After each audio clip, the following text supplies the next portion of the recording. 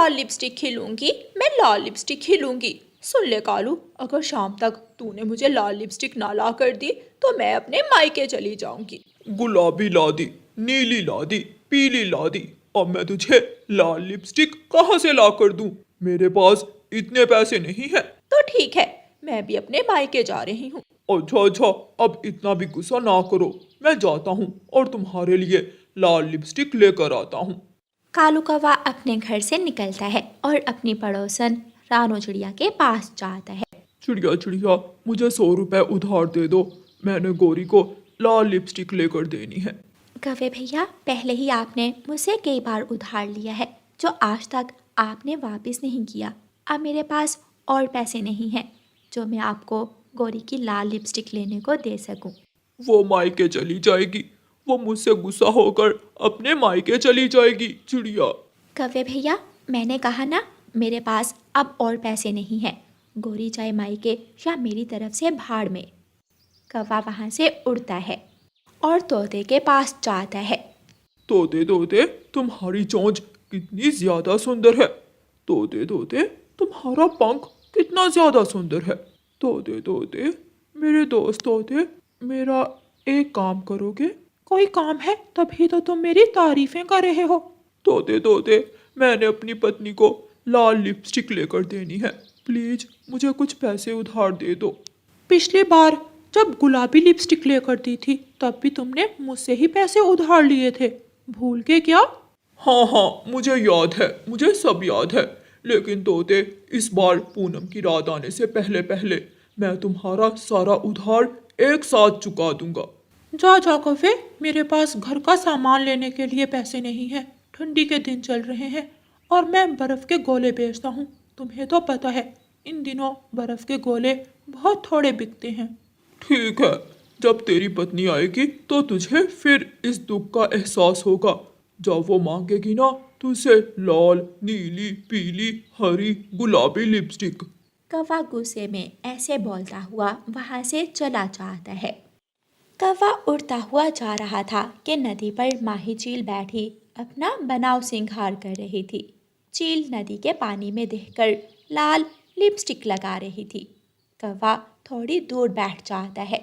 अगर किसी तरह चील की ये लाल लिपस्टिक मैं चुरा लूं तो गोरी मुझे छोड़कर अपने मायके नहीं जाएगी। कौवा ऐसे सोचता है। चील अपनी आंखों पर काजल लगा रही थी। वहाँ से एक घास का तिनका लाती हूँ और उसे अपनी आंखों पर काजल लगाती हूँ। चील थोड़ी दूर घास का तिनका लेने जाती है तो कालू कौवा तेजी से उड़ता है और चील की लाल लिपस्टिक उठाकर भाग जाता है। चील भी कौवे को देख लेती है। कौवे, कौवे, दुष्ट कौवे, तू मुझे जानता नहीं है, रुक जा, रुक जा। लेकिन कौवा कहाँ रुकने वाला था। कौवा पीछे मुड़कर नहीं देखता और वहाँ से गायब हो जाता है। देख लो, लाल लिपस्टिक है। कालू जी, ये तो मैबलिन कंपनी की लाल लिपस्टिक है। ये तुमने कहाँ से ली? ये तो बहुत महंगी आती है।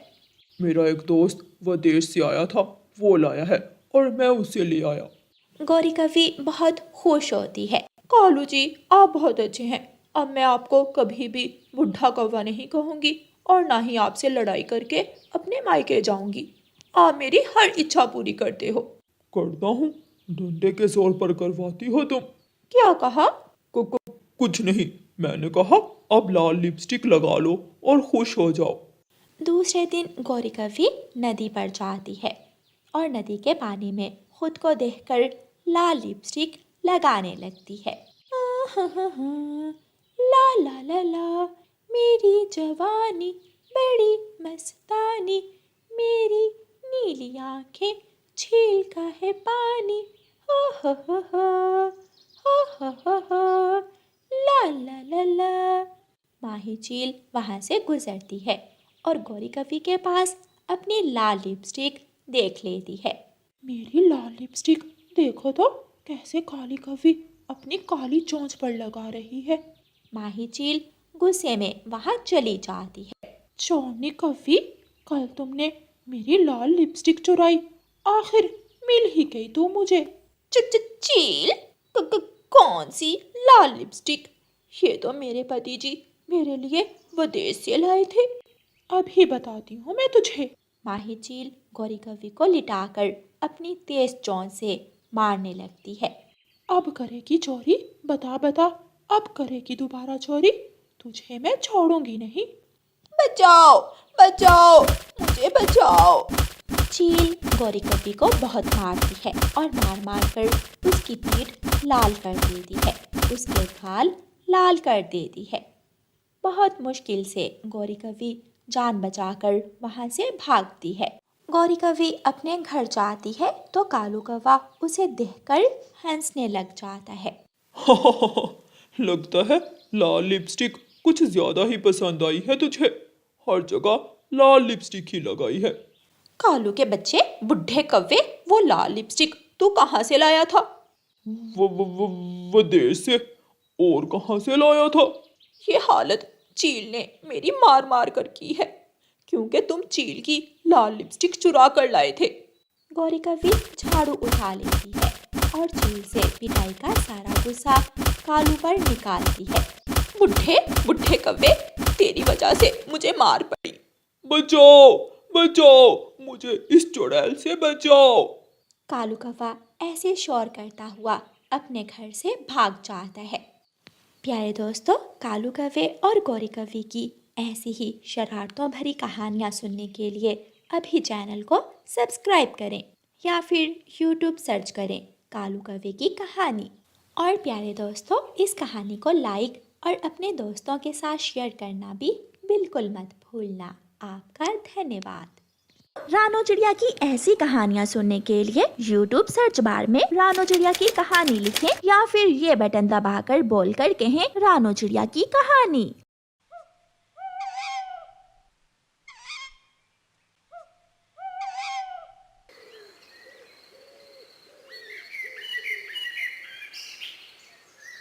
जंगल में लंबा गर्मियों का मौसम खत्म होने वाला था। गर्मियों के मौसम के जाते ही सभी पक्षी अपने अपने घरों में सूखी लकड़ियां जमा करना चाहते थे, क्योंकि सर्दी के मौसम में सूखी लकड़ियों से आग जलाकर ही पक्षी अपने अपने घरों को गर्म रखा करते थे। कालू जी, ये सारी लकड़ियाँ इकट्ठी कर लो और अगर कोई दूसरा पक्षी आए तो उन्हें हम यहाँ से भगा देंगे। इस बार हम किसी दूसरे पक्षी को एक भी सूखी लकड़ी जमा नहीं करने देंगे। कौवा और कव्वी, जो हमेशा दूसरे पक्षियों का बुरा सोचते थे, जंगल की सारी सूखी लकड़ियाँ जमा कर लेते हैं। तोते और कबूतर भैया, चलो, कौवा और कव्वी कई दिनों से सूखी लकड़ियाँ जमा कर रहे हैं, हम भी जंगल जाते हैं और सूखी लकड़ियाँ जमा कर लेते हैं। चिड़िया, मैं कल गया था जंगल में सूखी लकड़ियाँ लेने, मगर उन कौवों ने मुझे डरा कर वहाँ से भगा दिया। ये जंगल उनके बाप का नहीं है, चलो हम भी देखते हैं वो कैसे हमें रोकते हैं। रानो चिड़िया अपने दोस्तों के साथ घने जंगल में चली जाती है। रुको रुको चिड़िया, ये लकड़ियाँ हमने जमा की हुई हैं। गोरी और कालू, इतनी सारी लकड़ियाँ तुम क्या करोगे? हमें भी थोड़ी लकड़ियाँ जमा कर लेने दो। अगर जान चाहते हो तो चले जाओ यहाँ से। अगर एक भी लकड़ी उठाई तो यही लकड़ी उठाकर सर में मार दूंगा। आओ मारो, मैं भी देखता हूँ। नहीं कबूतर भैया, हम इन कौवों से लड़ाई नहीं करेंगे, हम दूसरे जंगल चले जाते हैं। चिड़िया अपने दोस्तों को साथ लेकर दूसरे जंगल चली जाती है। वो सारा जंगल फिरते हैं, लेकिन वहाँ तो कोई भी सूखी लकड़ी ना थी। चिड़िया बहन, इस जंगल में तो कोई भी सूखी लकड़ी नहीं है। कबूतर भैया, अब हम ऐसा करते हैं कि अपने अपने घरों में भोजन जमा कर लेते हैं। अगर घर में भोजन होगा तो हमें भोजन की चिंता नहीं होगी। फिर वो सब लकड़ियाँ छोड़कर भोजन जमा करने लगते हैं। वो मैदान में जाते हैं, वहाँ चावल के पौधे थे। चिड़िया, कबूतर और तोता उस दिन सारे चावल के पौधों से चावल तोड़ तोड़ कर अपने अपने घरों को ले जाते हैं। कौवे और कव्वी को तो लकड़ियाँ जमा करने के अलावा कोई काम ही ना था। वो अपना घर लकड़ियों से भर लेते हैं। फिर दूसरे दिन चिड़िया, कबूतर और तोता नदी के पास जाते हैं और वहाँ से कुछ मीठे फल और गेहूं के दाने जमा करते हैं। कबूतर और तोते भैया, क्या हुआ जो हम सूखी लकड़ियाँ ना जमा कर सके? हमने इतना दाना तो जमा कर लिया है कि अगर 2-4 दिन घर से बाहर भी ना जाना हो तो हमारे घरों में खाने को दाना हो। चिड़िया, आग के बिना हम जी सकते हैं, मगर दाने के बिना तो कोई पक्षी जिंदा नहीं रह सकता। ऐसे ही कुछ दिन गुजर जाते हैं और फिर जंगल में सर्दी बढ़ने के साथ साथ बारिश भी शुरू हो जाती है। कव्वे और कव्वी के घर में तो लकड़ियों के सिवा कुछ भी ना था, एक दाना भी घर में नहीं था। गौरी, हमने तो सारा वक्त लकड़ियाँ जमा करने में ही जाया कर दिया और घर में खाने को कुछ भी नहीं है। कालू, मुझे तो बहुत भूख लगी हुई है। इन लकड़ियों को खाकर तो हम जिंदा नहीं रह सकते। अब हम क्या करेंगे? कौवा तेज बारिश में अपने घर से निकलता है और तोते के घर जाता है। तोते तोते दरवाजा खोलो, मेरे दोस्त प्लीज मुझे 2-4 दाने दे दो। भाग जाओ यहाँ से, जाकर वो लकड़ियाँ खाओ जिन्हें जमा करने से तुम हमें रोक रहे थे। लालची कौवे, चले जाओ यहाँ से। कौवा वहाँ से चला जाता है। कबूतर तो कौवे की बात भी नहीं सुनता। दुष्ट कौवे, अगर दोबारा मेरे दरवाजे पर दस्तक दी तो मैं डंडे से मारूंगा। ना ना कबूतर, मुझे मत मारना, मैं तो गौरी के लिए दाना लेने आया था।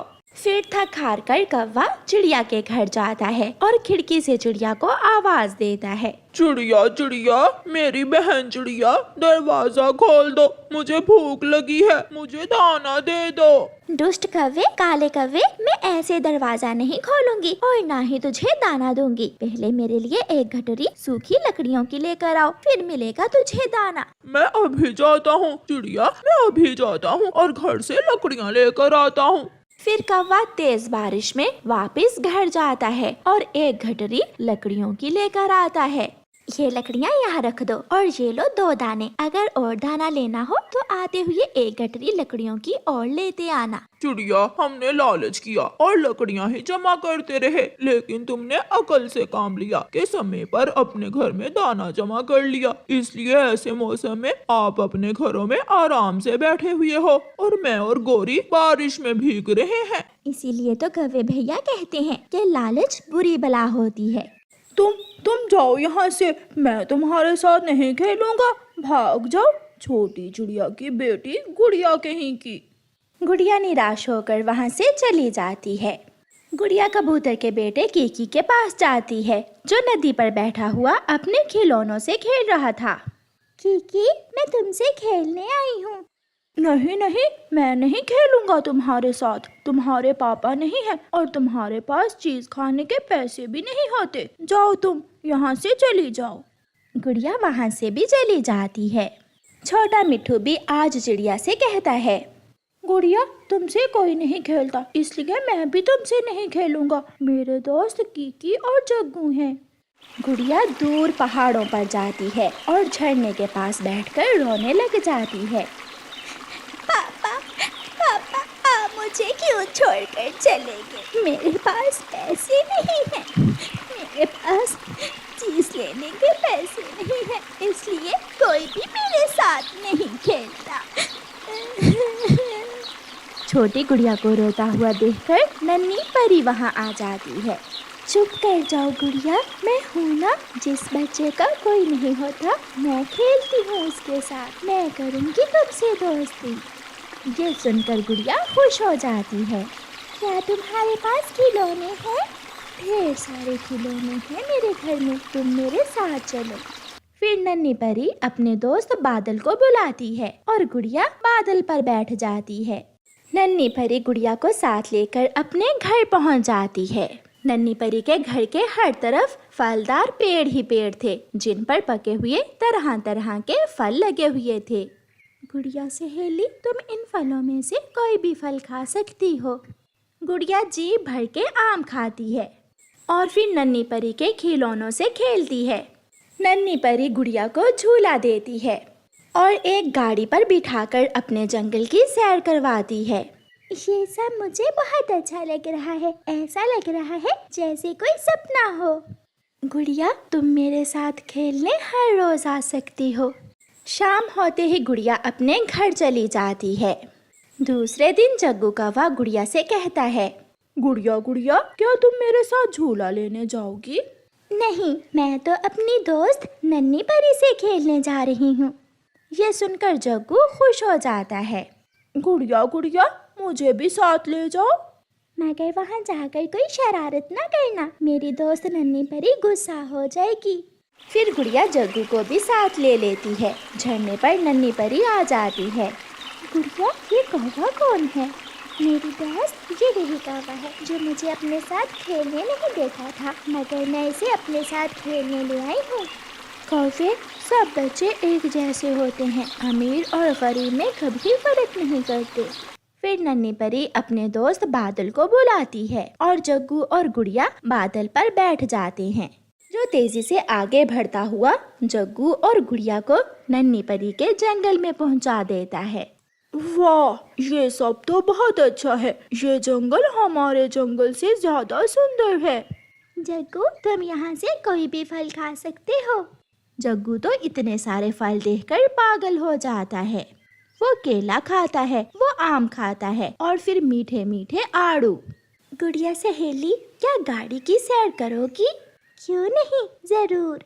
फिर नन्ही परी दोनों को अपनी गाड़ी में बिठाकर जंगल की सैर करवाती है।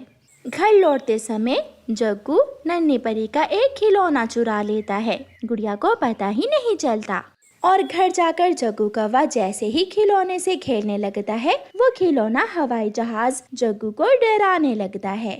तुम बुरे हो, तुम चोर हो, मैं खा जाऊंगा तुम्हें। बचाओ बचाओ, कोई मुझे बचाओ। जग्गू वो खिलौना हवाई जहाज घर से बाहर फेंक देता है, मगर वो जहाज फिर से जग्गू के पास आ जाता है। मम्मा मम्मा, मुझे बचा ले, मुझे इस डरावने खिलौने से बचा ले। फिर जग्गू को रोता हुआ देखकर गुड़िया वहाँ आ जाती है। गुड़िया गुड़िया, मुझे इस खिलौने से बचा लो, ये मुझे खा जाएगा। तुम चोर हो, तुम बहुत बुरे हो। खिलौने खिलौने, इसे छोड़ दो, मगर मैं फिर कभी तुम्हें अपने साथ नहीं लेकर जाऊंगी। फिर गुड़िया की बात मानकर वो खिलौना हवाई जहाज शांत हो जाता है। उस दिन के बाद गुड़िया हर रोज अपनी दोस्त सुंदर नन्ही परी से खेलने जाती, मगर गुड़िया दोबारा जग्गू को साथ नहीं लेकर जाती।